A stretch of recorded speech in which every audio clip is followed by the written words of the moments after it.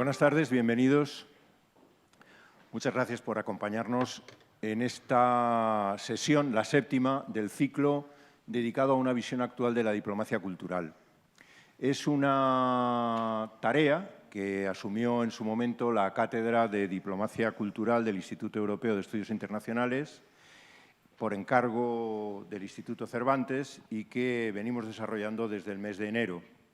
Creo, Raquel, que estaremos hasta diciembre, hasta noviembre-diciembre, y tiene la difusión que tiene. Están ustedes aquí, gracias por venir, repito, pero después es un documento, se graba y es un documento que está en YouTube y que tiene una difusión, según nos consta, bastante grande. Es una tarea relativamente exploratoria, no se ha reflexionado mucho sobre los diferentes aspectos que tiene la diplomacia cultural y aún menos con esta visión actual. Quiere decir que nos fijamos en las innovaciones o en aquellos, digamos, los aspectos más dinámicos que tiene el ejercicio de una de las facetas de la diplomacia cultural, que tiene más futuro. A lo largo de las sesiones anteriores, de las 6 sesiones que hemos hecho, hemos constatado una evidencia, y la evidencia es que para desarrollar la diplomacia cultural en estos momentos, el espíritu colaborativo es extraordinariamente necesario. Es muy necesario, muy deseable, desde luego, pero muy necesario también. Ya no son solo las administraciones centrales o los gobiernos de los países los que desarrollan la diplomacia cultural, sino que hay una pluralidad de agentes y esa pluralidad de agentes tiene que estar en consonancia para que los resultados sean lo más favorables posible. Con esa idea ya desarrollamos una sesión para la colaboración público-privada y con esa misma idea queremos desarrollar hoy un conversatorio, un debate, una discusión, un encuentro con representantes de los 3 escalones clásicos de la Administración, el Gobierno central, las autonomías y las ciudades, y con un añadido, en este caso, que debemos a Vanessa Weiss, que es una gestora cultural que se dedica a algo bastante singular, y ese bastante singular es que trabaja con embajadas extranjeras afincadas en España para facilitar lo que es el trabajo colaborativo con las diferentes administraciones españolas. De manera que para abordar este conversatorio, Ángel Vadillo se va a ocupar de la moderación y de la animación. Ángel Vadillo es profesor de la Universidad de Salamanca y es el investigador principal de Cultura y Educación del Instituto Elcano. Muchas gracias, Ángel, por aceptar esta invitación. Tenemos en el panel, que se dice ahora, aunque he oído muchas veces que dicen también panel, no sé exactamente por qué, pero en fin, lo he oído. Por influencia inglesa. Por influencia inglesa, cómo no, cómo no. Bueno, a Carmen Noguero es la secretaria general del Instituto Cervantes. Muchas gracias, Carmen, por estar con nosotros. Tiene una larga experiencia en la administración de todo tipo, diría, y desde hace aproximadamente un año o un poquito menos se ocupa de esa maquinaria tan enorme que es el Instituto Cervantes con esos desafíos tan interesantes que tiene. Contamos después con Aizpea Goenaga, que es cineasta, es actriz y fuiste la primera directora del Instituto Etxepare, el Instituto Vasco de Cultura. Estuviste 2 años, 3 años al frente, 4 años al frente del instituto, una experiencia más, 5, 6, bueno, 6 años. Casi 7 años, y la verdad es que con esa experiencia muy consolidada le hemos pedido que nos hable de todo lo que se puede hacer en colaboración y de todas aquellas otras cosas para las que hay, por así decirlo, un espacio propio. Luis Cueto es un todoterreno de la Administración. ¿Es así, Luis? Así me describo. Así se describe, como un todoterreno de la Administración y particularmente, diría yo, de la Administración cultural, porque la verdad es que ha pasado por esta casa, por el Instituto Cervantes, por AECID, has pasado por muchos lugares y yo le he pedido que nos cuente su experiencia o que nos dé 4 o 5 highlights, perdón por el inglés, de lo que ha sido su experiencia como responsable de la proyección internacional del Ayuntamiento de Madrid en la última legislatura. Pero bueno, Luis, como es un todoterreno, pues te hablará de eso y de muchas otras cosas. Y a Vanessa ya le he presentado, Vanessa tiene una formación como gestora cultural y en relaciones internacionales y desde hace unos cuantos años, 5 años, está ocupándose de algo en lo que probablemente no tengas competencia. No sé si eres la única que lo hace. Por ahora sí. Okay. Pues nada, dicho todo esto, Ángel, por favor. Así que no sé si es, pues, a lo mejor te sale más competencia a partir de la sesión de esta tarde.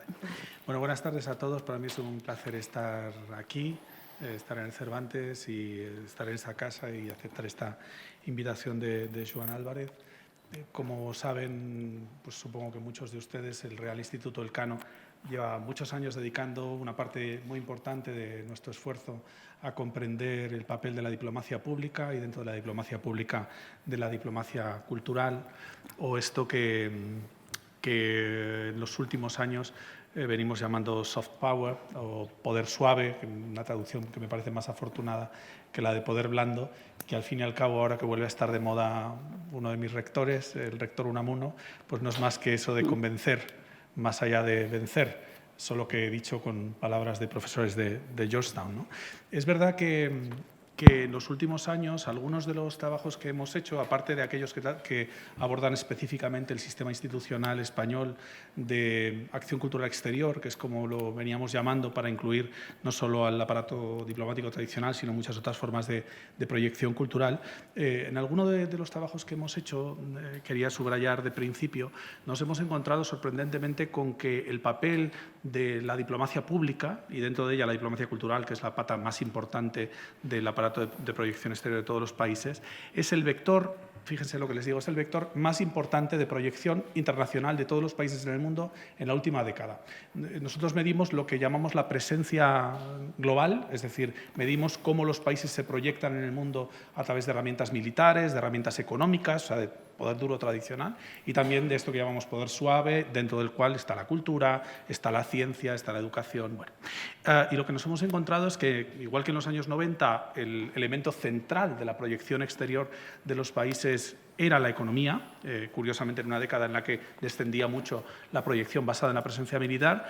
Lo que ha venido ocurriendo en la última década larga, más o menos desde mediados de los años 2000, es que el rol fundamental de proyección exterior de los países es la presencia suave, es el poder suave, es la diplomacia pública y dentro de ella particularmente la diplomacia cultural. Y esto coincide además en un momento, en una coyuntura que para los que estudiamos política cultural es particularmente relevante, en la que la cultura se ha convertido en un sujeto muy importante de las políticas públicas nacionales en todos los países y un momento en el que muchos países también han tomado conciencia de que quizá no pueden tener una presencia internacional con base en la acción militar, quizá no tienen el poder económico o las materias primas para tener una proyección internacional basada en su poder económico, pero que todos tienen algo distintivo, que es una cultura propia, frecuentemente una lengua específica, y en el marco de un cuidado, de una promoción de la diversidad cultural, el marco proporcionado por UNESCO en las últimas 2 décadas, podríamos decir, en números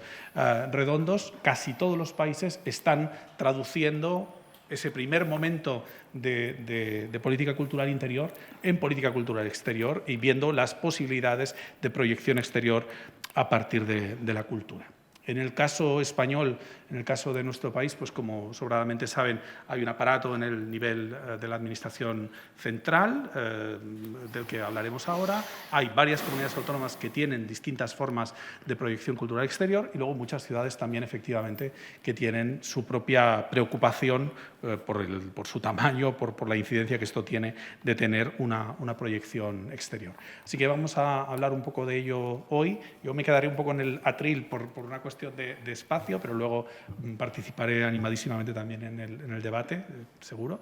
Y yo les voy a ir cediendo la palabra, así que creo que lo más sencillo es que hagamos unas intervenciones breves inicialmente y a partir de ahí pues comencemos el diálogo, tanto entre nosotros como, por supuesto, con la sala. Y usaremos el orden que está en el protocolo, así que, Carmen Noguero, cuando quieras. Bueno, pues siguiendo el protocolo, me toca a mí empezar. Yo, en primer lugar, me es muy grato estar aquí. Me parece que este ciclo es interesantísimo. He podido asistir en directo a algunas sesiones, he visto otras en YouTube y la verdad es que creo que se aborda el tema de la diplomacia cultural desde unas perspectivas muy distintas, pero que van a dar mucha claridad de análisis. O sea que me parece muy interesante también compartir esta mesa no mesa con personas de esta trayectoria, además que cada uno creo que vamos a intentar aportar nuestra experiencia a este debate y este coloquio.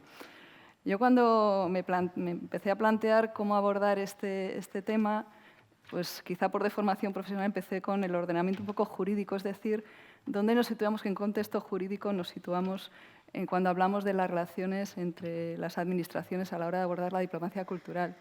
Y en un segundo nivel, pues pensé que debería hablar un poco de cómo el Instituto Cervantes participa en esta relación interadministrativa. Empezando por el contexto, claro, lo primero que uno se plantea es este binomio, diplomacia cultural. Y lo separo, sé que a veces el término no es la suma de las partes, pero para este análisis sí lo separé. Y pensé, bueno, cultura, pues las competencias de cultura realmente son unas competencias concurrentes en la Constitución. Tanto el Estado como las comunidades autónomas tienen competencias en materia cultural. Normalmente la cultura no suele estar muy regulada, salvo en los aspectos patrimoniales o de industrias culturales, donde suele haber una regulación más importante en todos los ámbitos. Y en lo que se refiere a otras cuestiones como más genéricas, como la promoción cultural, pues a veces hay un menor desarrollo tanto a nivel estatal como de las comunidades autónomas. Y ahora pasamos al término diplomacia, quitando el apellido cultural. Y la diplomacia, si entendemos las relaciones internacionales, es una competencia exclusiva del Estado. Es una competencia exclusiva del Estado y ahí el problema sería qué son las relaciones internacionales. Yo estoy asociando de alguna manera diplomacia a relaciones internacionales. Y ahí ha habido una cierta evolución por parte del Tribunal Constitucional en cómo interpretar este término. De una manera muy estricta, es decir, todo lo que toque lo internacional es competencia exclusiva del Estado.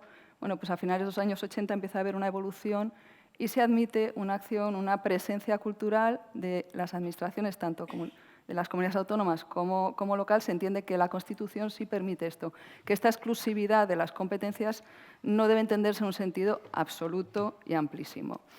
De alguna manera, una ley posterior, la ley que nos regula la acción exterior del Estado, pues viene a recoger también esta admisión de que sí hay una acción, una presencia internacional de muchos órganos, porque además la ley se refiere a órganos constitucionales, comunidades autónomas, se refiere también a las entidades que integran la administración local, aunque sí dice que deben informar a efectos de que haya que estén enmarcados dentro de la política exterior del Estado, que este matiz también es importante y en algún caso bueno, pues ha podido ser contestado.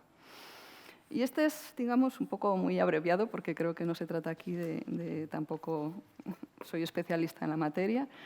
Pero este es el contexto. ¿Y qué nos encontramos? Pues una realidad en que realmente toda la actividad administrativa cada vez está más internacionalizada. Es casi inevitable. Dentro de la globalización, cualquier actividad que desarrolle una administración, probablemente a distintos niveles, encontrará a alguien con quien quiere relacionarse en el exterior, en quien quiere mirarse, con quien quiere comparar buenas prácticas. Si es un gran ayuntamiento, buscará otros grandes ayuntamientos y no hablamos solo del tema cultural, sino en general. Creo que nos pasa incluso a todos, igual que ahora las personas, pues las nuevas generaciones se mueven mucho más, se relacionan mucho más, pues lo mismo pasa con las administraciones, con lo cual, ¿qué nos encontramos? Con una situación mucho más compleja que pudiéramos organizar en un organigrama, puesto que tenemos muchos actores actuando. En el mundo cultural todavía más, porque la cultura en sí misma es amplísima en su concepción y además tiene, queramos que no, tiene una vocación de internacionalización todavía más, que si a lo mejor hablamos de intercambios, yo estuve antes en contratación administrativa, pues también ahí buscábamos nuestros homólogos en el extranjero para aprender, para buscar buenas prácticas. Pues la cultura todavía tiene más esa vocación, lógicamente, de buscar el ámbito internacional. Entonces, esta situación, este contexto, en este contexto, ¿cómo actúan las administraciones? Pues pueden actuar de varias maneras. Por una parte, pueden actuar de forma coordinada, y aquí es lo que un poco es el enfoque de esta mesa, pero también pueden tener una actuación paralela, es decir, que estén llevando actuaciones que de alguna manera no son contradictorias, pero que no se relacionan entre sí. También en algún caso puede haber una situación, digamos, de conflicto, en el sentido de que esa actividad pues, interfiera en lo que unos pueden entender que es su competencia, o también en que consideren unos actores que la actividad que desarrolla, por ejemplo, el Estado no es suficiente para dar cabida a las necesidades de difusión de su cultura que pudieran tener determinadas comunidades o regiones. Y este es un poco el contexto y ahora paso ya al instituto. Bueno, el instituto es un organismo que depende, está adscrito al Ministerio de Asuntos Exteriores, es un organismo que tiene personalidad jurídica, capacidad de obrar y cuya misión no es la difusión del español y de la cultura española. Y la propia ley fundacional dice en coordinación con otras administraciones, es decir, que ya nos está diciendo que debemos coordinarnos. El instituto, y esto es importante creo a la hora de esta colaboración, cuenta con una red en el exterior. Y esta red es una forma de apoyar nuestra actividad, porque obviamente antes hemos hablado de que está el mundo de las tecnologías, donde ya esa presencia física no es tan relevante, pero nosotros tenemos esta red en 86 ciudades, 45 países y en los 5 continentes. Esta red sobre la que apoyamos nuestra actividad. El instituto, lógicamente, se tiene que coordinar con otras organizaciones, que hubo una sesión específica sobre este tema de la Administración del Estado, que son las que también trabajan en la cultura en el exterior. Para ello hay un plan de acción cultural en el exterior. A su vez, el instituto tiene también su propio plan de acción cultural y bibliotecas que marca sus líneas directrices a la hora de actuar. En este plan se hace énfasis en 2 cuestiones que yo creo que tienen que ver con esta cuestión de la colaboración. La primera es que el propio plan establece un principio de colaboración con los institutos de las comunidades autónomas cuando estén creados o con las propias comunidades autónomas y también con las administraciones locales, y ese principio está establecido en nuestro plan de acción. Y luego, por otra parte, establece que una de las líneas prioritarias es la difusión de la diversidad cultural y lingüística de España. Y esto es también otro de los principios que está en nuestro plan de acción cultural. Y de ahí, pues que desarrollamos una actividad esa directamente o en colaboración para las actividades relacionadas con las distintas culturas de España. Y además tenemos es habitual la firma de convenios. Nosotros trabajamos mucho firmando convenios de colaboración, bien para desarrollar proyectos concretos o bien de una forma más genérica para establecer criterios generales con los que vamos a colaborar con determinada institución. Y tenemos firmados 14 convenios o en tramitación 14 convenios con comunidades autónomas y 21 con entidades locales. A veces, como digo, se vinculan a actividades concretas. Por ejemplo, donde hay a lo mejor un principio de colaboración que se ve muy claramente es en el caso de los de aniversarios o conmemoraciones. Por ejemplo, en el caso del 5º centenario, pues hay un principio de colaboración con entidades locales donde se ha seguido un poco aquellas en las que el propio evento de la circunnavegación pues, tuvo puntos muy significativos, como puede ser la Diputación Foral de Guipúzcoa, porque el cano era guipuzcoano, como puede ser el Ayuntamiento de Sevilla o el de Sanlúcar de Barrameda, donde salieron las naves, o la Diputación de Valladolid, donde se firmaron las capitulaciones. Bueno, se busca ese encaje para que esa actividad haya una colaboración de todos los interesados y, obviamente, todo esto repercute en que las actuaciones son conjuntas y se consigue pues, un mayor impacto, abarcar muchos más temas y, en fin, enriquecer esa actividad. En lo que respecta a la colaboración con otros institutos, sí quería mencionar pues, el esfuerzo que estamos haciendo. El director se reunió con los institutos, el Instituto Llull, con el Etxepare y con el Consello Gallego, perdón por lo voy a pronunciar mal, Galego de la Lengua y Cultura, para intentar firmar precisamente un protocolo para fomentar esa colaboración. Como digo, nosotros podemos aportar nuestro propio programa de actividades más esta red en la cual se puede utilizar para hacer llegar todas estas actividades o toda esta difusión de, al final, lo que es una riqueza nuestra, que es esta diversidad, que es la que queremos hacer llegar en nuestro plan cultural. Yo, como conclusión o como puntos que me han hecho reflexionar cuando he analizado este tema, lo que quizás se observa es que quizá habría una necesidad de sistematizar más la cooperación entre las distintas administraciones. O sea, existen iniciativas, existen convenios, pero realmente yo encuentro que no está realmente sistematizado y quizá en esto se podría trabajar más. Y quizá un poco también pensando cuál podría ser el principio inspirador, y ahí encontré a una de las definiciones de diplomacia cultural que me pareció que encajaba o que podía ayudar a entender esto, que habla de crear un mejor clima de comprensión y confianza en el que las relaciones oficiales puedan operar, pues contribuir a que entre todos crear ese clima de comprensión, de conocimiento, de confianza, en contacto con otros países con los que nos relacionamos para precisamente poner ese pozo que permita que las relaciones oficiales puedan actuar. Y por mi parte he terminado mi primera intervención. Carmen. Muchas gracias. Aizpea Goenaga, ongi etorri. Yo empezaré desde mi experiencia, como decía Joan, agradecer a todos el organizar esto y darme voz. No sé, no sé muy bien qué voy a decir, porque le decía a Joan, he preparado folios y folios, pero creo que, que los voy a dejar de lado. Bueno, voy a contar desde mi experiencia, que fue la de crear el Instituto Etxepare, ponerlo en marcha en el año 2010. Existía la ley, pero no se había puesto en marcha. Entonces, en el 2010 me dan el encargo de poner en marcha aquello. Solamente tenía una ley. Bueno, no voy a decir lo que tenía, que era nada más que la ley y poco más. Y un presupuesto muy bajo, que luego ya diré más o menos comparativamente lo que era. Es una aventura que empecé en abril del 2010, plena época de crisis, qué bonito todo, y terminé en diciembre del 2016. Entonces, cuento esto para explicar lo duro que fue, y hay gente aquí que sabe lo duro que fue poner en marcha el instituto.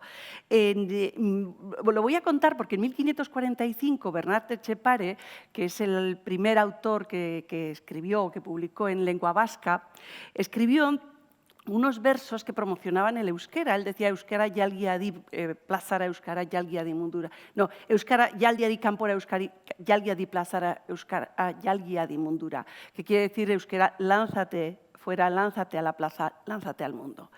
Ya en 1545 tenía esa voluntad. Y desde esa voluntad, desde ese deseo, el Gobierno vasco pone en marcha para la promoción del euskera y de la cultura vasca en el ámbito académico, en las universidades, es decir, creamos una red de 38 universidades donde hay 38 lectores que dan cursos de lengua y de cultura vasca en el mundo, y creamos también 8 cátedras de cultura vasca. En universidades pues tenemos la Cátedra Chaga en Nueva York, la de Chillida en Frankfurt, 8 cátedras. Bueno, creo que se hizo un trabajo ímprobo. María José Olaciregui, la encargada del área de lengua y literatura y universidades, es la que puso en marcha estas cátedras. Como decía, el inicio en el ámbito cultural lo que supuso fue, primero, yo no vengo ni de la diplomacia ni de las instituciones, yo vengo del ámbito de la creación. Con lo cual, para mí era crear algo nuevo, crear un proyecto. Y desde ese punto de vista, claro, lo primero era para saber, tengo que escuchar a todo el mundo. Entonces, por suerte, como conocía y estaba involucrada en muchos proyectos y en muchos ámbitos de la cultura, fue bastante fácil, conocía a los agentes y fue bastante fácil. Pero una de las realidades que me topaba era la diversidad, el abanico tan amplio que es la cultura, y la necesidad de hacer un poco como resolver a la carta esas necesidades, porque había un ámbito geográfico y un ámbito de necesidades, de creadores, de autores, de instituciones, como pueden ser museos, es decir, las casuísticas y las combinaciones eran prácticamente infinitas, o son prácticamente infinitas, a la hora de difundir la lengua y la cultura. Y eso creo que era necesario analizar para poder dar respuesta. Y ahora voy a lo que decía Carmen, que era, nosotros, a la hora de empezar, claro, no había otra manera más que la y todo empezaba por colaboración. Entonces, por ejemplo, el primer convenio de colaboración que firmamos fue precisamente con el Instituto Cervantes. ¿Por qué? Porque necesitábamos mostrar también quiénes éramos y necesitábamos también al Cervantes decir, estamos aquí, que el euskera también porque nosotros diferenciamos la cultura que se genera en euskera, la cultura que se genera en castellano en el País Vasco y la cultura que se genera en Euskadi que no tiene palabras, pero son culturas vascas. Y esas necesitaban tener un espacio en las instituciones que se dedicaban a la diplomacia cultural y que todavía aún no la tienen. No la tienen. Y por ley, es verdad, claro, yo entiendo que el motor del castellano, el tractor del castellano, del español es muchísimo más importante por el número de hablantes en Estados Unidos, todo el porcentaje que está subiendo y todo eso. Pero claro, nosotros ofrecemos una joya, no la joya la joya de la experiencia de tener un idioma con el que se convive en 3 idiomas, que se convive con el francés y el castellano. Entonces, esa convivencia, ese crear en esos 3 idiomas, eso es una... y nadie lo aprovecha. y tocas la puerta y, por fortuna, bueno, hicimos el convenio de colaboración con el Cervantes. Pero es verdad que tenemos que ser muchísimo más, y luego ya hablaré, mucho más originales a la hora de vender lo que tenemos. Porque lo que estamos mostrando y enseñando es un poco lo que hace el vecino. Si el vecino pone una sede, yo también. Pues igual no hace falta poner sede. Nosotros no teníamos sedes. Nosotros lo que teníamos eran maletas. Y entonces nos recorríamos y buscábamos socios que hacíamos, participábamos pues, gracias a todos los pues, agentes, ¿no? En primer lugar, EQE, que era del País Vasco francés, ¿no? La colaboración con los vecinos, la colaboración con el Instituto Cervantes, la colaboración con AECID, con ACE, muy fluida, muy fluida. Pero es verdad, y me voy a adelantar, igual me voy a adelantar, me olvido de los papeles, me voy a adelantar, es verdad que todas esas colaboraciones necesitan tener un poquito más de pasión, de originalidad y de riesgo. Porque muchas veces las reuniones de coordinación, si no hay un objetivo de acción, no un objetivo de sí, de saco un orden del día, me voy a mi casa, 2 meses más tarde, sí, habíamos hablado de... No, vamos a hacer. Entonces, en ese sentido, echaba siempre de menos la flexibilidad, la cintura de las instituciones, ¿no? Que está muy bien, que hay que regular, que hay que llevar, pero la creatividad no se puede frenar y hay que saltar y romper barreras en un momento dado, ¿no? Y ser la diversidad, tenemos para vender la diversidad, tenemos para vender tantísimas cosas, la frescura, el conflicto, todo tenemos para vender. Y la suerte que tenemos, que la creatividad no se agota en este país, a pesar de que se invierta muchísimos millones menos que en cualquier país que estamos poniendo de ejemplo, como puede ser Francia o como puede ser Alemania o como puede ser Reino Unido. O sea, el porcentaje de lo que se invierte en creación, ojo, en creación es muchísimo menor. Tendríamos que tener... Y ya no solamente el dinero a la hora de poder crear dignamente y poder arriesgar y poder fracasar, porque la creación tiene ese derecho también del fracaso, pero hace falta también que tengamos como una visión mucho más social de que cuando estamos difundiendo cultura, estamos difundiendo un código ético social. Y creo que eso es fundamental y creo que eso es también algo que tenemos. Pero eso pasa por cuando el que hablaba, el que inició todo este lenguaje del soft, ya no sé ni en qué parte, Joseph Nye, en el soft power. Claro, él hablaba de la atracción y la persuasión de las políticas, ¿no? Pero ¿eso dónde empieza? ¿En el país vecino o en el propio? Creo que tenemos que empezar a atraernos y a escucharnos mucho más y a saber lo que está pasando al lado, porque aquí están pasando muchas cosas y a veces no nos enteramos. Entonces, para difundir tenemos que conocer más, tenemos que estar como más orgullosos de lo que tenemos. Y a veces echaba de menos cuando estaba, que no soy nada, como sabéis, que no soy nada de instituciones, me amoldo, como, vamos, echaba de menos, digo, hace falta crear. Y creo que con lo creativos que somos, podríamos ahora mismo, y teniendo Europa como tenemos, porque gracias al Instituto Cervantes, Etxepare consiguió entrar en EUNIC, que es la red europea de institutos culturales. Claro, eso creo levantó en cierta gente ampollas, pero creo que era un ejemplo que se debería seguir y se debería impulsar. Porque hay muchas voces dentro y esas voces hay que darles su sitio y cada uno tiene derecho en Europa a tener su sitio. Y creo que es muy importante hacerlo, ¿no? Entonces,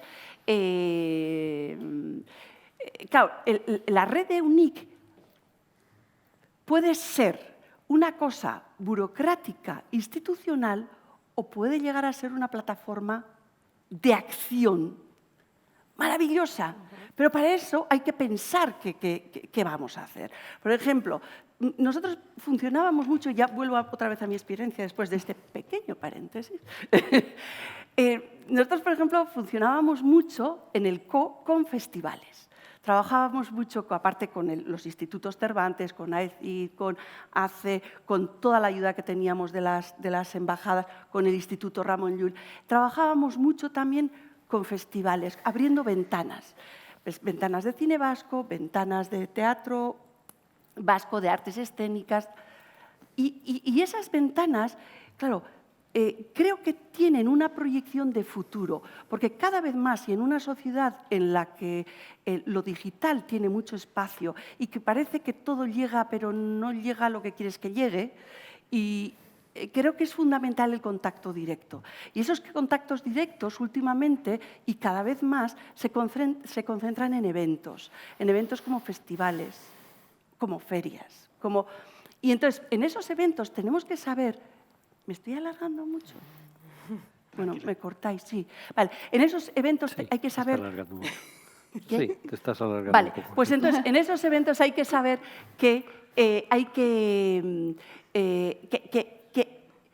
que tener una mirada de futuro, que no se puede tener una mirada de esta feria, soy país invitado, tengo ventana y saco la foto y me voy, sino que hay que ser muy originales y muy ocurrentes para crear una serie de propuestas que puedan tener una visión de futuro.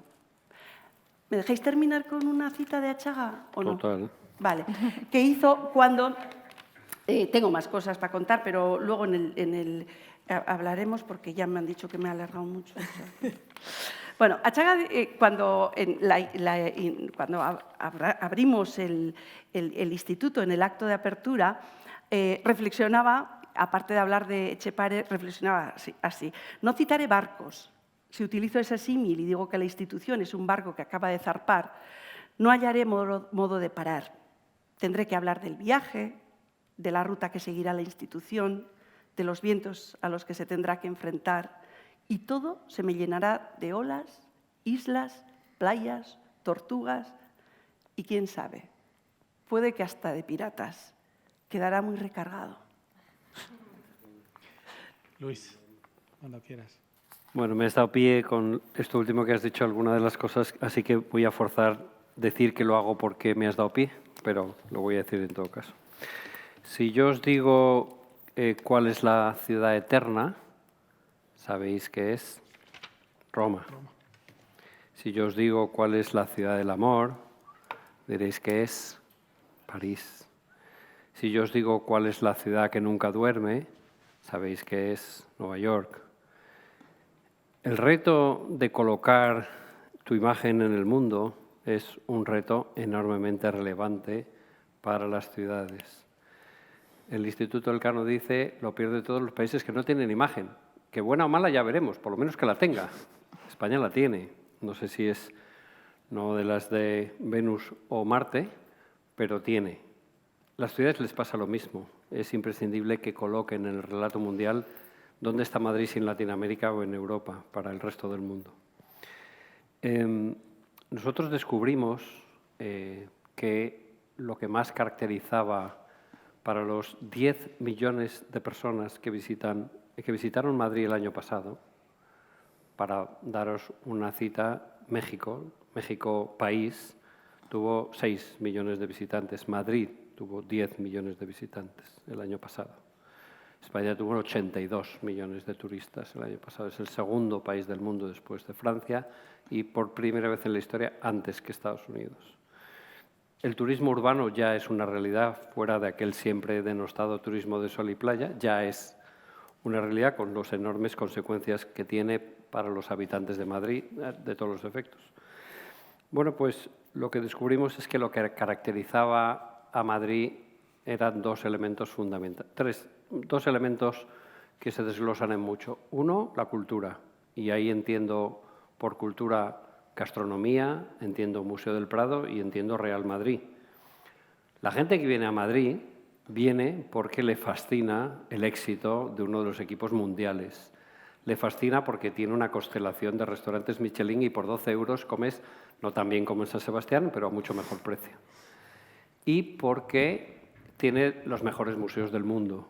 El Paseo del Arte, Reina Sofía, Prado, Thyssen, Tabacalera, en arte contemporáneo es un icono mundial. Y tercero, porque aquí la gente te mira a la cara y no te escupe cuando le preguntas una dirección, como te pasa en Londres o en París, si no hablas un perfecto francés o un inglés. Aquí la gente es acogedora. Por tanto, la calidad de vida, el gusto de venir es fantástico. Aparte de precio, temperatura, ambiente, terrazas, precio del alcohol, X cosas que le hacen a un turista desear estar aquí y volver. Descubrimos que Madrid se ha convertido en la capital del teatro y del musical en español, con permiso de Buenos Aires.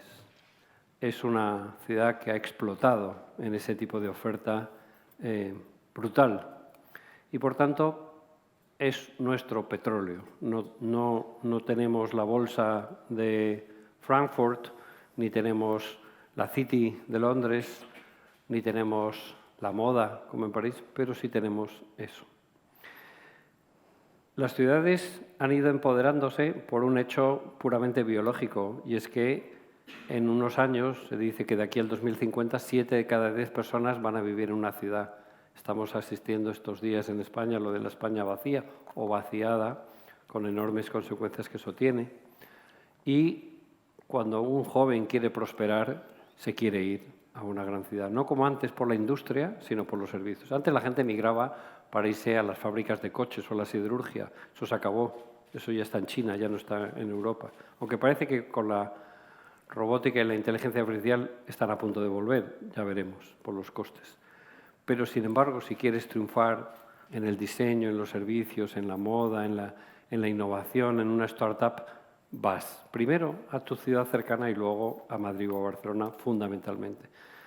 Se ha publicado estos días las estadísticas de los flujos de movimientos hacia las ciudades.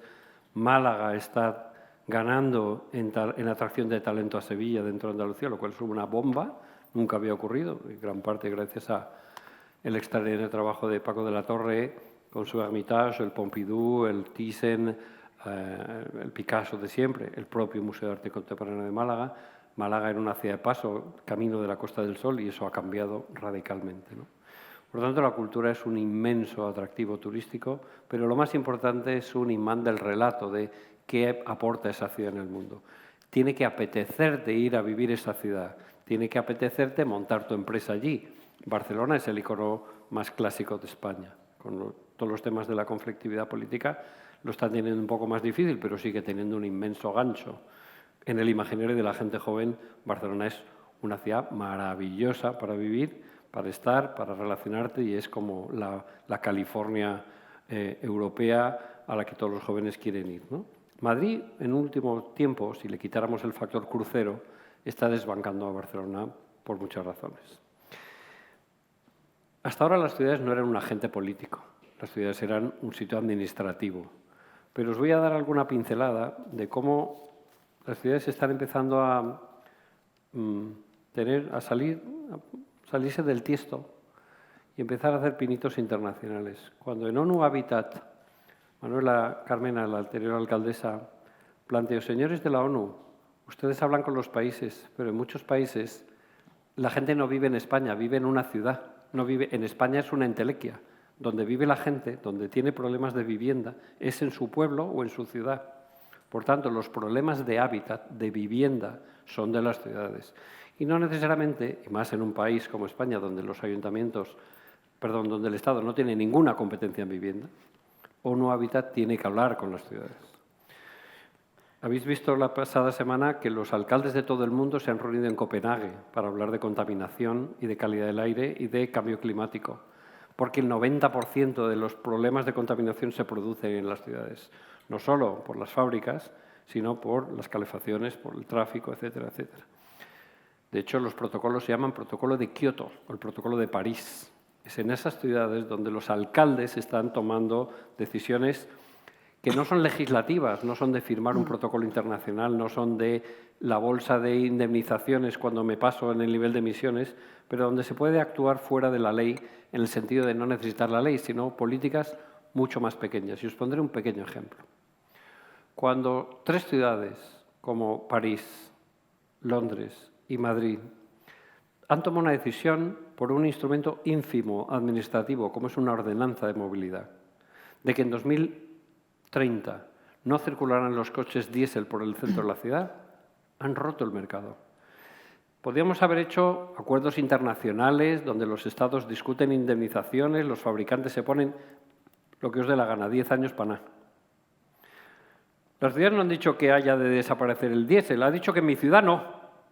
Ya nadie se quiere comprar un coche diésel. Si veis la estadística de ayer, el diésel ha bajado en picado 5 millones de unidades frente a los 7,5 que tuvo hace 3 años. Ya no se hacen, ya nadie quiere comprar un coche. ¿Para qué me vale si no puedo entrar en la ciudad?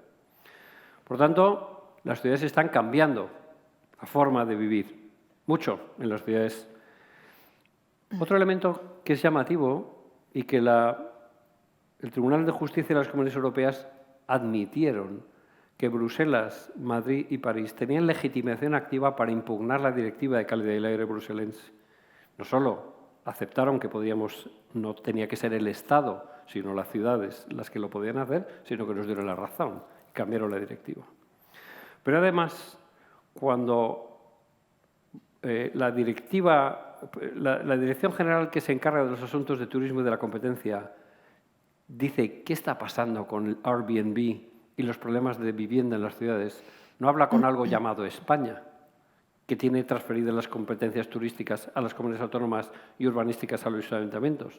Está empezando a hablar con Ámsterdam, con París, con Madrid, con Roma, con Venecia, con Florencia.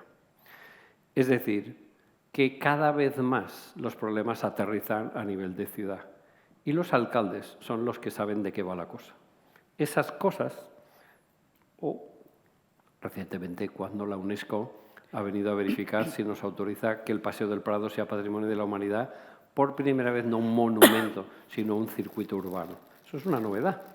Las ciudades, sin que nos demos cuenta, como la Primavera de Machado, están entrando en un ámbito desconocido para el mundo institucional hace unos años. En el ámbito cultural, las ciudades están compitiendo unas con otras, casi siempre con dinero, pero a veces también con atractivo real que tienen, para atraer grandísimos eventos. Y voy a coger el pie de lo que decías tú de no hacer el evento del festival y largarte.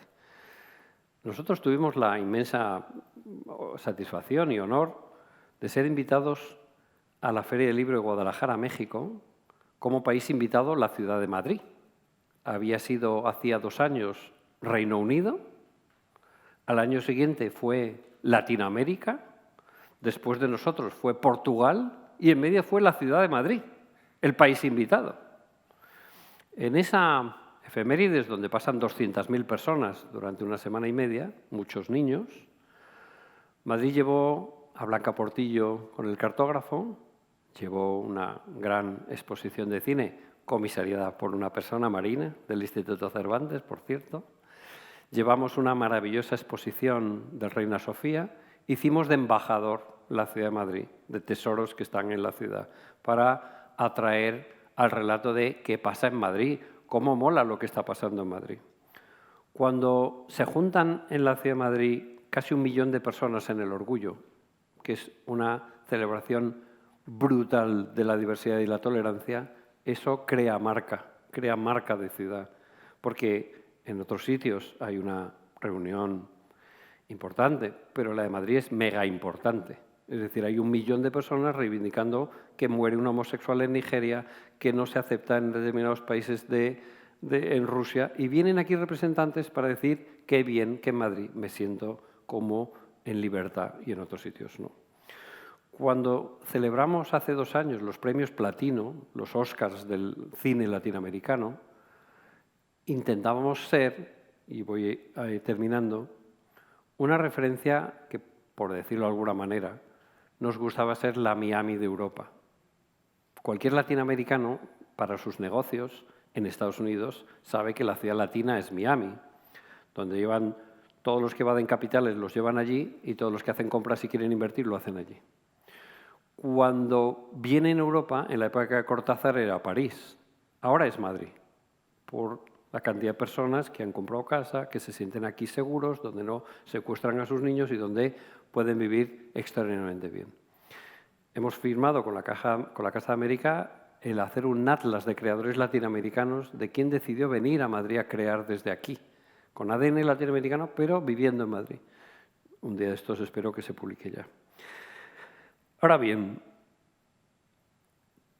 cuando yo pienso como madrileño qué me llega de Londres, qué me llega de Nueva York o qué me llega de París, no me llega porque su ayuntamiento esté haciendo un gran desembarco en Madrid, sino por sus intermediarios, porque el Louvre ha firmado un acuerdo con el Prado para una exposición, porque el Teatro X trae un director británico y lo trae aquí. Las ciudades no podemos ir burocrática y administrativamente, necesitamos vía producto. Por ejemplo, y además me encanta hacerlo aquí porque se llama así, cuando el año pasado le dimos 30.000 euros al Teatro Cervantes de Londres para que llevara una semana de creadoras madrileñas, eso hace una enorme imagen de país y de ciudad a través de sus creadores y encima con el rótulo Teatro Cervantes en Londres. Es decir, las ciudades están en condición de jugar un papel, a veces porque tienen más pasta que las instituciones, porque no necesitan tener 100 centros en el mundo, sino gastarse dinero en 4 actividades importantes. Porque si te pierdes en 100 actividades es la imagen de capilaridad, pero la bomba mediática la haces con 3 o 4 cosas. Entonces, yo creo que eso convierte a las ciudades en un escenario a juntarse con otros, a hacer actividades muy importantes.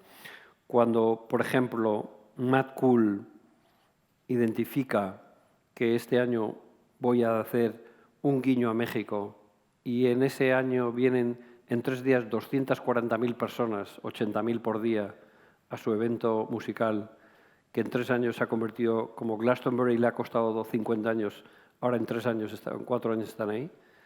De repente eso es la bomba para los artistas mexicanos, porque les van a ver 240.000 personas. Y tienen una repercusión mediática brutal, porque hay que reconocer que en el mundo de redes hay personas del mundo de la cultura o del espectáculo que tienen 4 veces más seguidores que políticos y escritores serios. Lo cual no significa que cada uno tenga su público. Es decir, no necesariamente hay que ir a la cosa de los números de followers así como así. Pero no hay que descontar que hay muchas personas que su información ya no viene de televisión, ya no viene del periódico, viene de las redes. Por tanto, el que las ciudades busquemos la complicidad y la actuación de embajadores, de interlocutores que están implicados con la ciudad es muy relevante. Y acabo. Para Madrid, ¿verdad o mentira? Yo más bien creo que es mentira, pero da igual, como ha colado como verdad, la movida madrileña es un icono de modernidad. La mayoría de la gente del extranjero que viene buscando la movida no tiene ni idea de lo que fue y se queda con la epidermis, pero es un icono. Y por tanto, cuando uno coloca, como Barcelona Gaudí o Madrid la movida, ha colocado en el imaginario colectivo algo muy valioso, de lo que hay que aprovechar para extrujar, para sacarle el mejor partido, que es frescura, creatividad, modernidad, apertura, acogimiento, innovación. Por tanto, ese tipo de fenómenos ocurren y casi siempre se identifican con una ciudad. Así que yo creo que esa es la aportación que yo puedo hacer a este tema. Bueno, muchas gracias, Joan, por la invitación. Es un placer estar aquí con todos ustedes. Bueno, un poco como Joan y como Ángel han comentado, soy gestora cultural y trabajo para diferentes embajadas que tienen sede en España. La mayoría de las embajadas para las que trabajo tienen que ver con que no tienen agregados culturales o personas específicas que se dedican al ámbito cultural. Y dado que las embajadas muchas veces necesitan conocer el contexto cultural, cómo funciona, ahí está un poco mi intervención en estos aspectos. Un poco en relación al tema que es la colaboración entre las entidades, yo me he dado cuenta que las embajadas no podrían llevar a cabo ninguna iniciativa cultural si no es en colaboración con las entidades públicas, privadas e incluso del tercer sector, ¿no? Y con las diferentes administraciones, con las diferentes ciudades. Nosotros, cuando planteamos un proyecto cultural que tiene que ver con de qué manera se pueden alcanzar los objetivos diplomáticos a través de la cultura. Esta es un poco la definición que nosotros les damos al trabajo que hacemos.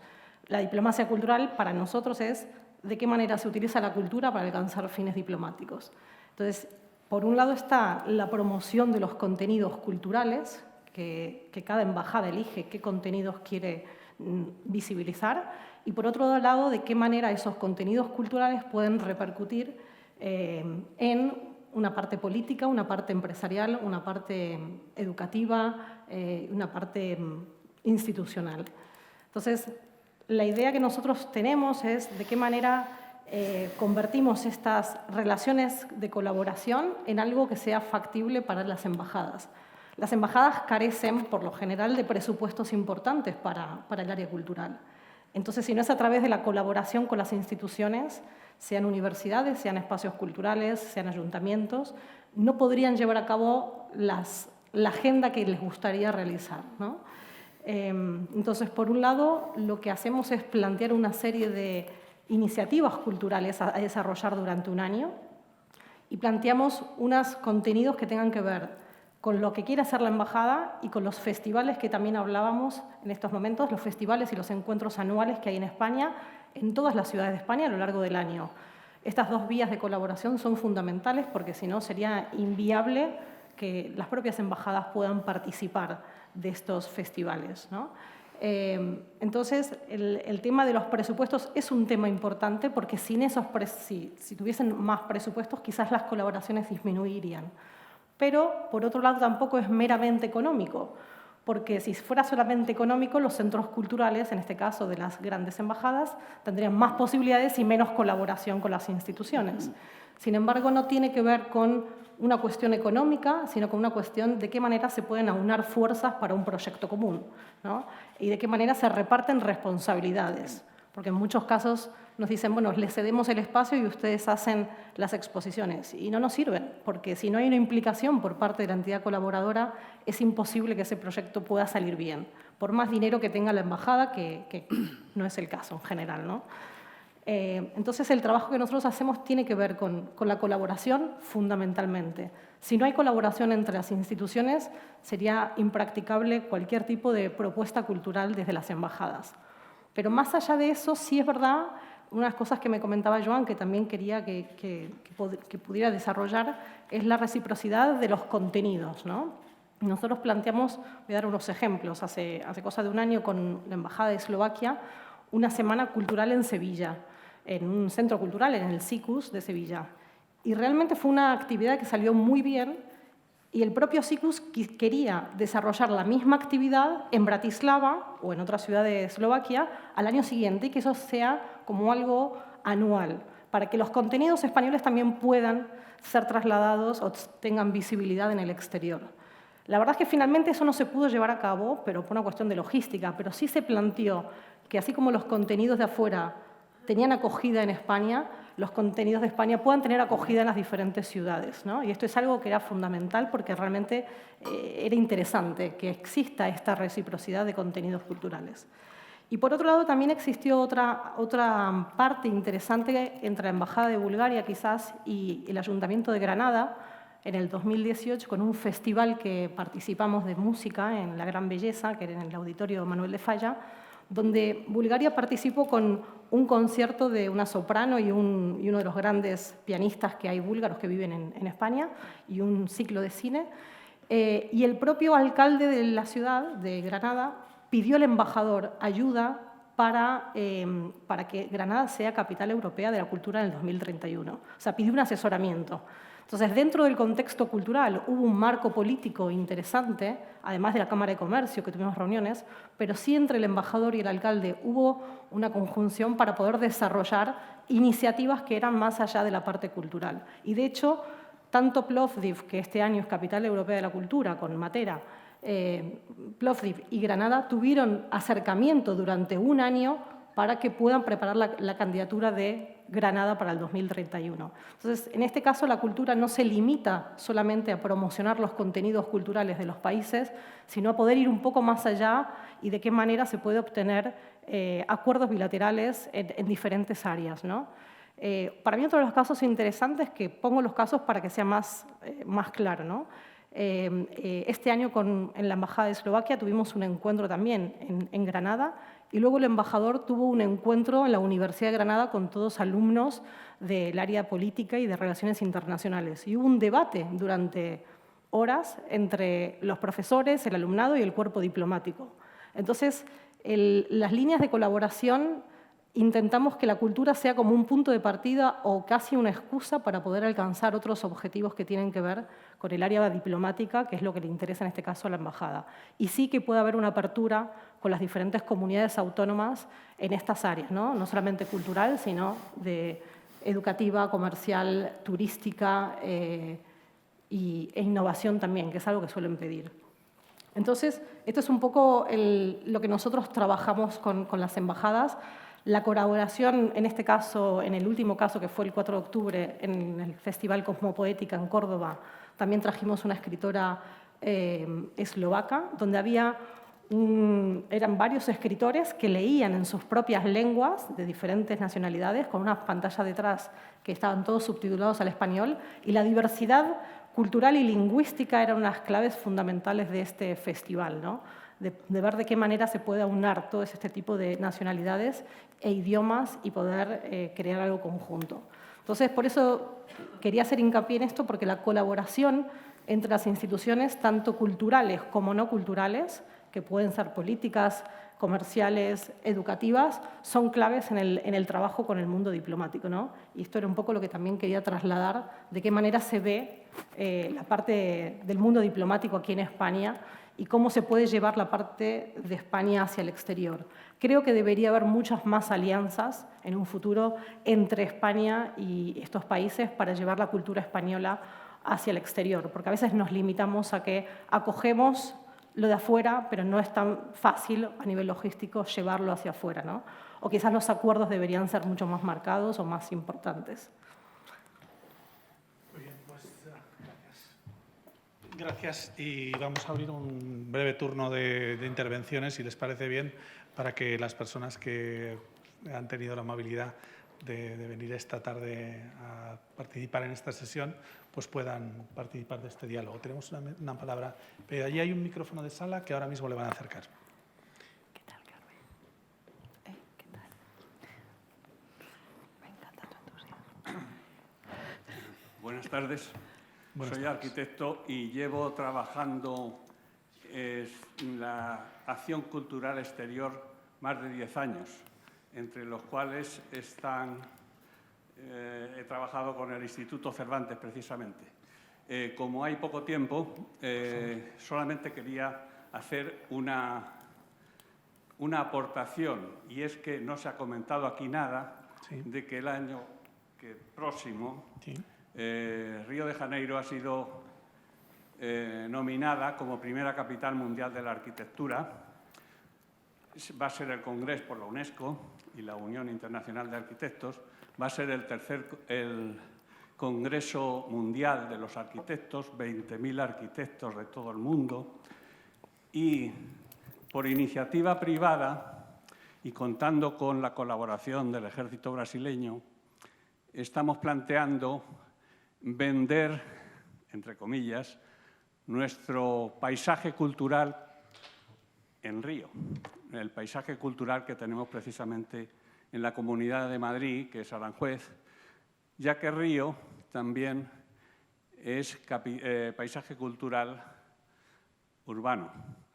Y el lema de este año nominado es el apartado 11 de la Agenda 2030 de la Unión Europea. Solamente pregunta directamente a la nueva secretaria general si el Instituto Cervantes piensa en el Instituto Cervantes de Río, en el cual he tenido la oportunidad de exponer, me parece que 4 veces, distintos aspectos de nuestra cultura, si tiene idea o tiene algún proyecto para difundir también la ciudad de Madrid, ahora nominada como paisaje cultural, sería nuestro segundo paisaje cultural urbano en Río, sobre todo por esa visión de los 20.000 arquitectos que van a ir. Nada más. Muchas Gracias, Carmen. Bueno, estamos ahora trabajando en la programación cultural para el año que viene, que sobre las directrices de nuestro plan de acción, pues cada centro, en función de los eventos que puedan producirse en su entorno y de las prioridades que tenemos, nos hace una propuesta que revisamos con nuestro plan de acción cultural. Y ahora mismo no puedo contestar si está programada alguna actividad en relación con...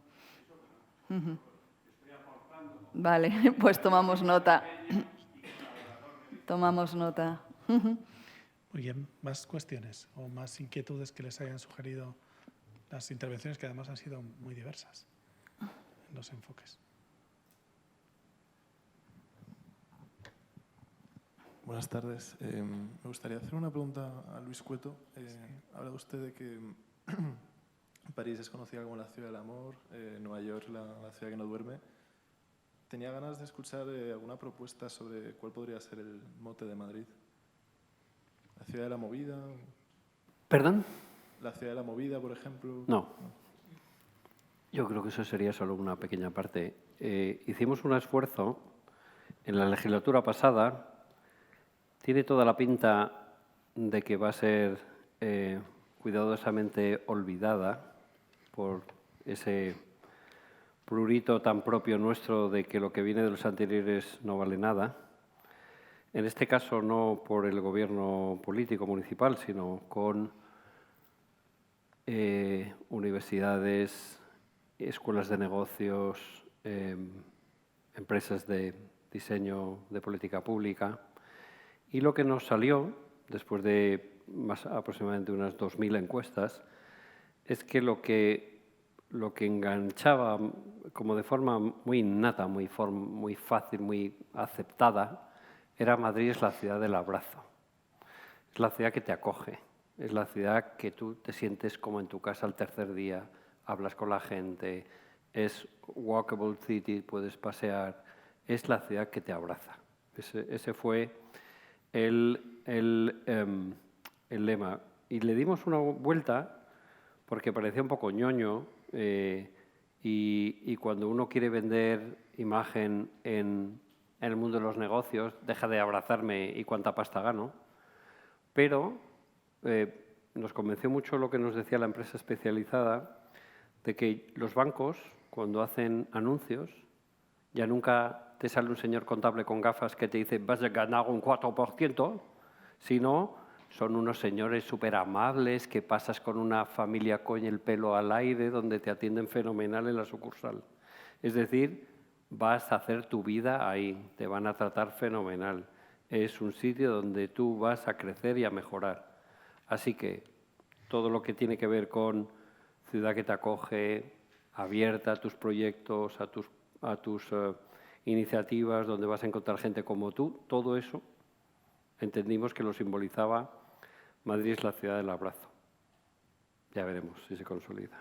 creo que Ispea quería hacer Sí, yo quería contar al hilo de lo que decía Luis una cosa que me parece muy importante y reivindicativa, que es, creo que hay que empezar a hablar también que la diplomacia cultural tiene que tener, tiene que ser algo que esté fuera de lo que son los partidos. O sea, hay una diplomacia institucional, política, pero está teñida de cultura y la cultura no puede estar. Entonces, creo que también es algo que me gustaría destacar y creo que es otro debate, pero de cómo hacerlo y cómo plantearlo, pero es muy importante hacerlo.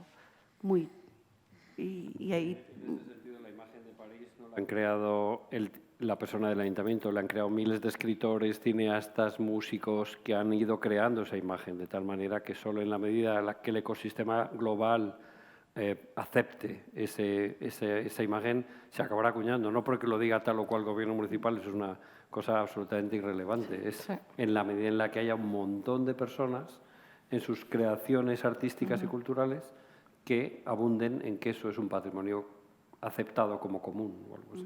Tienen toda la razón. Claro, estaba pensando en todas las ciudades, que son unas cuantas, por cierto, de todo el mundo, que en los últimos años han adoptado el patrón de ciudad creativa, intentando, por lo menos desde el ámbito de arriba abajo, digamos, como dicen los politólogos, en ese sentido, intentando que las políticas públicas impulsaran esto, y algunas veces eso se consigue y otras no, porque efectivamente los modelos más consolidados son aquellos en los que el movimiento ha sido de abajo arriba, es decir, la propia ciudad se ha creído su identidad y la ha proyectado más allá del ámbito institucional.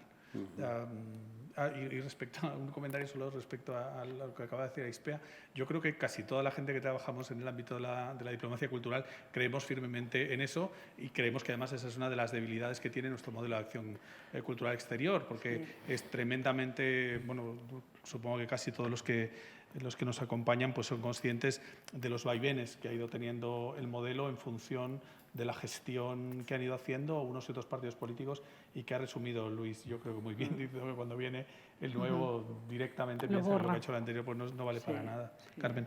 Sí, bueno, yo sí creo que hay elementos de continuidad y estoy totalmente de acuerdo que es necesario que sean instituciones de Estado, que haya esa continuidad, porque además es un mensaje que cuesta permear, entonces tiene que haber una cierta, pues trabajar permanentemente en la misma línea, totalmente de acuerdo. A veces yo creo que hay más continuidad de lo que parece en algunas cuestiones.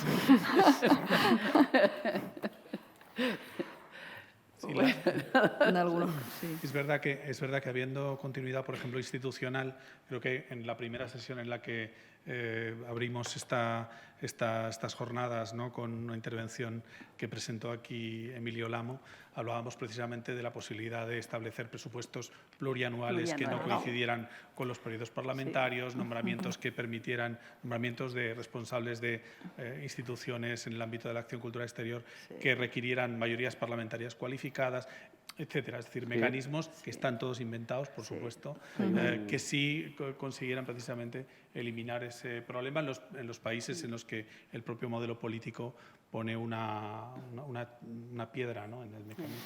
Hay un caso muy curioso que los que sois del Cervantes lo tenéis muy trabajado y como yo lo aprendí cuando estuve aquí hace años, lo devuelvo.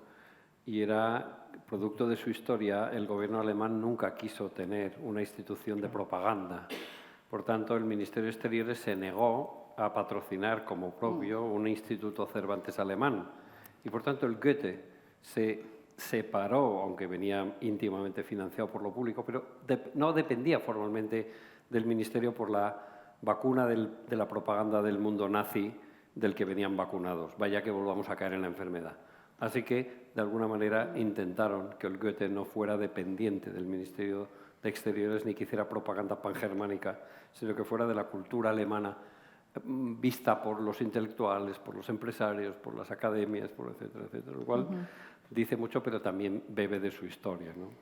Y los propios documentos de política pública en materia de acción cultural exterior de Alemania hablan fundamentalmente de cooperación. Es decir, hablan precisamente, usan ese paradigma de una forma muy modélica, ¿no? Es claramente muy distinto de lo que hacen otros países. Adelante, por favor. Creo que hay un micrófono de sala allí. Bueno, yo quería darle una vuelta, cambiar la cara del disco, la cara B en un disco de vinilo.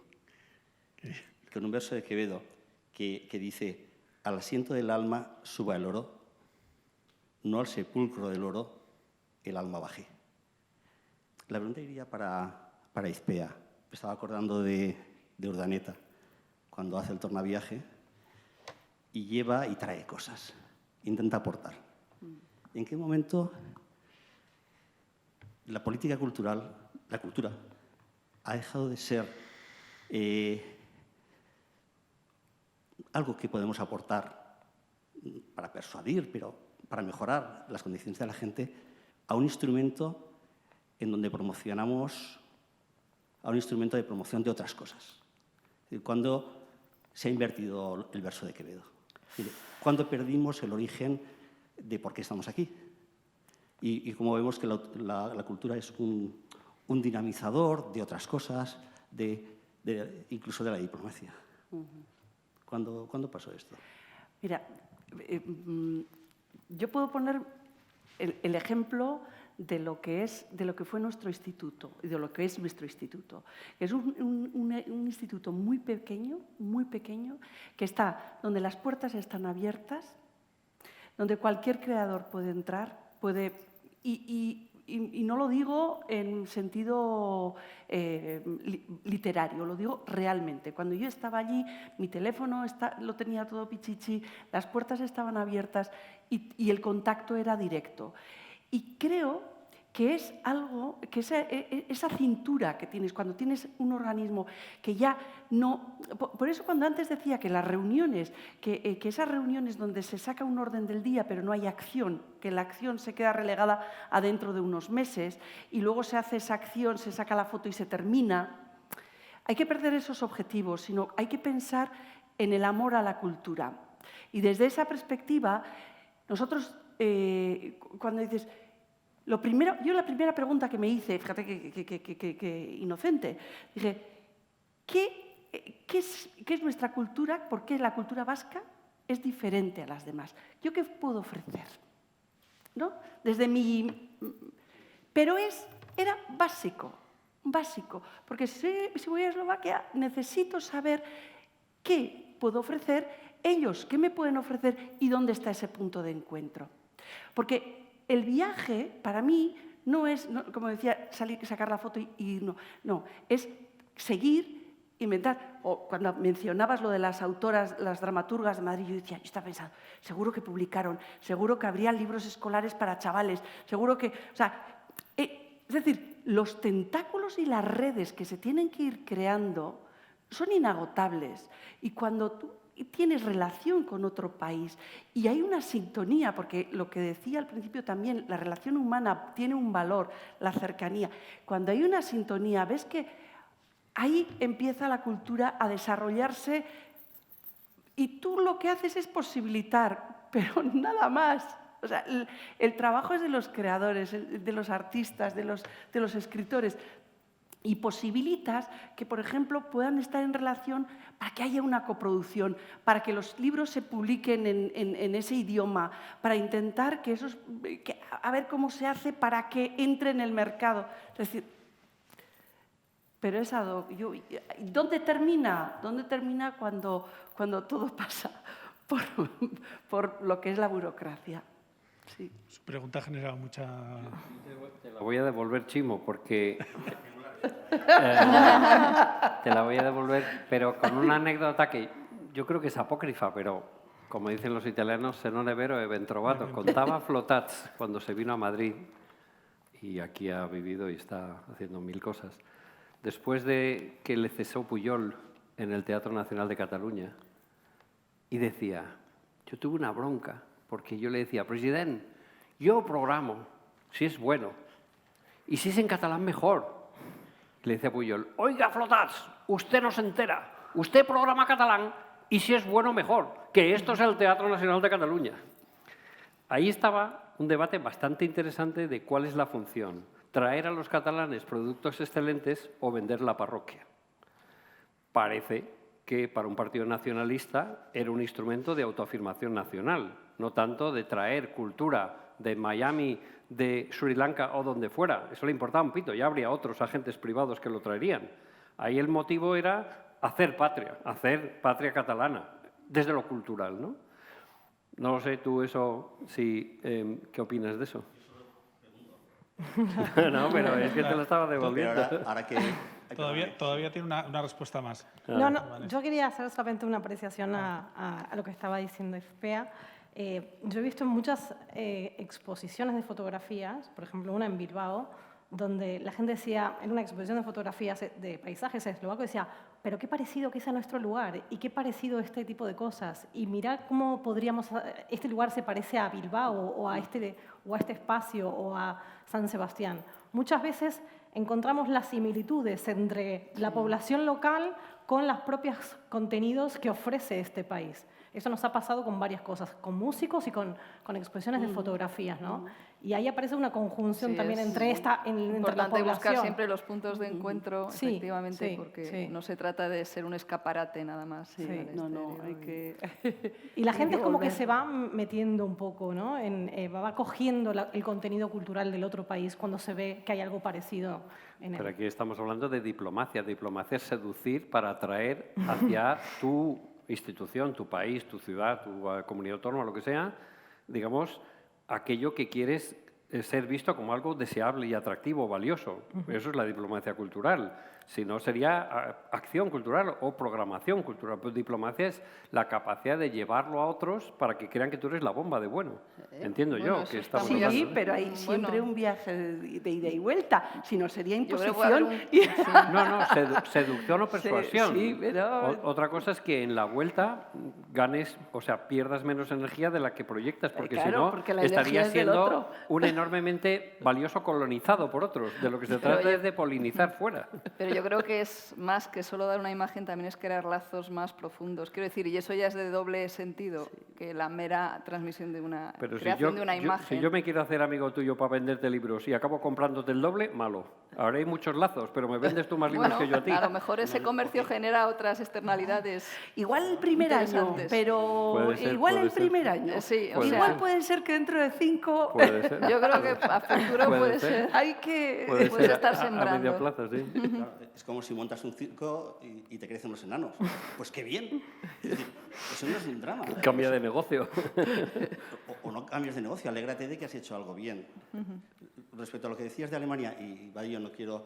Pero el problema de Alemania cuando dijo, bueno, vamos a apoyarnos en la Primera Guerra Mundial en nuestra ciencia, no para ayudar a los demás, sino para persuadir. Y es que la imagen, la percepción de las cosas, por buenas que parezcan en el corto plazo, en el largo se vuelven en contra. Entonces, cuando en la primera empezó a bombardear un montón de sitios y a la vez veían que la industria química alemana era muy buena, pero sobre todo les mataba, entonces esa imagen se dio la vuelta. Efectivamente, tenéis una gran tecnología. Y luego, en la segunda fue ya mucho peor. Entonces, el hecho de saber ganar, como ha dicho la secretaria general, es que estamos creando una sociedad de relaciones y eso va a ser un fluido de ida y vuelta, pero estamos en una sociedad, es un punto que insiste mucho, no te lo he dicho nunca, Carmen, pero es que me gusta. Y tú también en algún momento lo acabas de decir, estamos ya en una sociedad de redes, de intercambios personales, que no tiene una desembocadura clara, pero que tenemos la intención de aportar y de recibir. Y no estamos instrumentalizando, que es por donde iba mi pregunta, no necesariamente estamos instrumentalizando, sino... Una última observación es cuando Unamuno le contesta a Ortega y le dice la singularidad de España es la universalidad de su cultura. En el momento en que tenemos este interés universal, en el momento en que hagamos, como están haciéndose el resto de políticas culturales, digamos, tú tienes que ir a vender Cataluña, Valencia, Madrid, en ese momento quizás pierdas tu singularidad y estés haciendo lo que todo el mundo y dejes de ser tú. Unamuno se lo dice a Ortega con pelos y señales, se lo dice más como lo decía él, ¿no? ¿Y por qué a los parisinos les encanta Almodóvar si no han conocido Tomelloso ni ningún sitio de La Mancha? Porque les parece un icono de la modernidad. A los franceses y en Cannes le adoran, pero... Sí, pero y la modernidad es una de las cosas también que quizás tenemos que aprender, que es a saber valorar la tradición, porque muchas de las cosas tradicionales, en eso se basa lo contemporáneo. Sí, sí. Y a veces despreciamos por esta cultura de lo nuevo, y dices, espera, Pues no, que si tenemos Almodóvar unos valores... saca a su madre rezando el rosario, o sea Claro, que me dirás tú si tira de tradición y de... Claro que sí, solo que le viste de modernidad. Claro. Claro. Joan. Sí, quería hacer... Luis, dices que, claro, usamos la cultura cuando hacemos diplomacia para seducir. La verdad es que la reflexión sobre la diplomacia cultural tiene un cierto abanico, ¿no?, de interpretaciones, de sentidos. Porque cuando Ángel se refería al poder blando, es poder blando, ¿no? Sí. O poder Suave, suave. Como te suave. guste. El planteamiento básicamente lo hace una potencia imperial. Y entonces, bueno, tiene un poder militar, tiene un poder económico y tiene un poder cultural, que es un poder suave. Pero no sale del poder, no sale del poder. El planteamiento que se hace en otros lugares, en otras coordenadas, ya no tiene que ver con el poder exactamente, tiene que ver, como tú dices, con la seducción. Seducción para otra cosa, pero seducción. Pero yo creo que el punto más interesante es cuando se trabaja con la idea de crear confianza. Crear confianza en el otro, que te permite muchas cosas. De alguna manera estás en un cierto plano de igualdad, porque tú creas confianza en él y él va a crear confianza en ti. Entonces, por ahí es por donde yo creo que pueden venir relaciones más o menos igualitarias, lo cual no quiere decir que no se utilice la diplomacia con una finalidad práctica. Lo estamos viendo continuamente. Es decir, yo acabo de ver un vídeo con declaraciones de algunos de los ministros de nuestro gobierno actual en funciones, en alemán, inglés y francés, donde se hace, por así decirlo, un elogio de lo que es la democracia española. Y eso forma parte de una diplomacia pública que, diríamos, también tiene que ver con la cultura en gran medida, y se hace un día tan especial como el día de hoy para que determinadas cancillerías o determinadas audiencias o determinados gobiernos en el orbe digan lo que ha pasado es un fallo judicial y no una conspiración. En fin, estás trabajando para algo, ciertamente, pero yo creo que al final la diplomacia cultural que pervive o que perdura o que penetra, por así decirlo, es esa que tiene que ver con la creación de confianza, que tiene que ver a lo mejor con el abrazo, es decir, pero que va un poco por ahí. Yo quería además preguntar, Carmen, te quería preguntar, en los últimos meses estamos en una situación política muy, en fin, diabólica, diría yo, ¿no?, porque es muy difícil hacer actuaciones o previsiones a medio o largo plazo. Pero en los últimos meses es verdad que se ha dado un cierto giro a la diplomacia cultural española, al aparato diplomático español, y se ha reactualizado el PACE, y estamos viendo cómo las grandes instituciones, los grandes agentes de la diplomacia cultural estáis trabajando coordinadamente y se están haciendo cosas realmente en una dirección que, en fin, yo creo que es absolutamente imprescindible y muy plausible. Pero es verdad que seguimos con otro frente, que es el frente, por así decirlo, del trabajo con las autonomías. El trabajo con las autonomías es lo que yo creo que ni siquiera se está pensando. Es verdad que hay iniciativas que son muy positivas. El programa que hay para la Feria de Frankfurt es un programa donde se ha pensado en las 4 grandes culturas, por así decirlo, o los 4 grandes idiomas que hablamos en este país. Pero siempre nos quedamos un poco en esa especie de visión recortada de lo que es la pluralidad. Porque, en fin, las competencias también están en otras comunidades autónomas que no tienen idioma propio, pero que sí que tienen, por así decirlo, acción cultural propia. Entonces, no hemos sabido encontrar en los últimos años un mecanismo más o menos equivalente al que puede suponer el PACE, y yo creo que es una de las cosas interesantes de cara a un futuro más o menos inmediato para... Sí que hay una conferencia de política cultural, por así decirlo, con todas las autonomías, que no sé si se reúne con alguna frecuencia, yo creo que hace tiempo que no se reúne, pero en fin, que sí que valdría la pena hacer una nueva, pensar, ¿no?, una reflexión sobre cómo establecer una arquitectura que yo veo muy complicada porque no es solo la diversidad, es la diversidad y los intereses de cada una de las comunidades autónomas, ¿no?, pero que vale la pena que pensemos, reflexionemos y saquemos seguramente una buena fórmula para trabajar con esa doble doble, digo yo, y triple o cuádruple, porque luego está Europa y luego está América Latina, es que estamos liados con todo el mundo, ¿no? Entonces, bueno, hay que buscar mecanismos, digamos, para que ese lío tan grande que tenemos se estructure, ¿no?, de la mejor manera. La pregunta va dirigida a Carmen, pero dada la hora que es, si les parece, va a ser la última pregunta, si no hay ninguna más. Así que una vez que intervengas, Carmen, también les invito a que si quieren... Una de mis conclusiones de mi primera intervención era esa, que se echaba en falta, realmente hay mecanismos, pero un poco puntuales de cooperación, y se echaba en falta que haya una estrategia, una sistemática de esta cooperación entre administraciones, que efectivamente complejísima porque tenemos tantos niveles de relación, tenemos el nivel panhispánico, el nivel europeo, tenemos el nivel deberíamos tener con las comunidades autónomas administración local, que en algún caso incluso las grandes ciudades tienen una actividad cultural importantísima. Claro, enganchar todos esos niveles, más todos los actores, instituciones que ya no son administraciones, con los que también colaboramos, pero sí creo que habría que dotar de una estructura más firme a esta colaboración y que no sean pues convenios tan puntuales, etcétera. Yo estoy totalmente de acuerdo, dentro de lo complejo que es y de ese entorno que cada vez más complicado de redes tan entremezcladas y entretejidas como tenemos. Sí, es verdad. Yo creo que las relaciones están, ¿no? Lo que pasa que lo que falta, y es un poco lo que decía, faltan las acciones concretas a las que se dirigen esas relaciones. Es decir, cuando hay objetivos concretos en los que se manifiesta la relación, se puede avanzar. Pero creo que en ese sentido hay que engrasar un poco porque hace falta, yo creo que es, además a nivel europeo, donde se está planteando una Europa de las regiones, el modelo de aquí, creo que tiene la voz de aquí, puede ser un ejemplo. Y liderar eso creo que es un reto serio al que hay que darle un hueco importante. Luis, como administración local. Pues hay ejemplos buenos y malos. Por ejemplo, el Teatro Real, en su patronato está la Comunidad de Madrid, el Ministerio y el Ayuntamiento de Madrid. Digamos que nadie compite, sino que suma para que España, en este caso en la Ciudad de Madrid, y trabajando con enorme, digamos, algo muy fructífero con el Liceu de Barcelona, pues ahí sumamos todos, o el patronato de teatros donde pagamos todos para que los empresarios privados cuyo teatro es una ruina porque no invierte, le ayudemos entre todos. Pero, sin embargo, en otros casos, la Comunidad de Madrid hace el Festival Suma Flamenca y el Ayuntamiento a la semana siguiente hace Flamenca Suma, por decirlo. Quiere decir que, efectivamente, el mundo de la cultura tiene un problema y es que, además del producto cultural, los políticos lo lucen mucho y quieren seguirlo luciendo, por lo menos en donde tienen votos.